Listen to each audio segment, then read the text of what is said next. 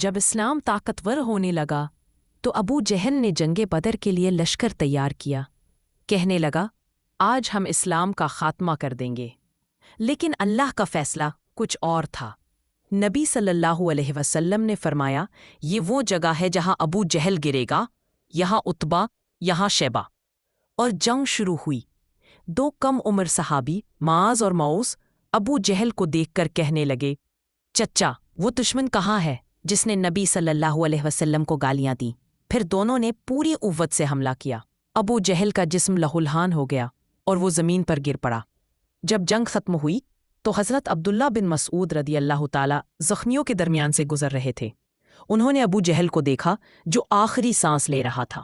ابو جہل نے کمزور آواز میں پوچھا، کیا آج بھی محمد صلی اللہ علیہ وسلم غالب آ گئے؟ حضرت ابن مسعود رضی اللہ تعالیٰ نے فرمایا، ہاں، اللہ نے اپنے رسول صلی اللہ علیہ وسلم کو فتح دی۔ میں نے آج ایک ذلیل قوم کے ہاتھوں ہار کھائی اور اسی غرور کے عالم میں دم توڑ گیا۔ پھر حضرت ابن مسعود رضی اللہ تعالیٰ نبی صلی اللہ علیہ وسلم کے پاس آئے، یا رسول اللہ، ابو جہل مارا گیا۔ آپ صلی اللہ علیہ وسلم نے فرمایا، الحمدللہ، یہ اس امت کا فرعون تھا۔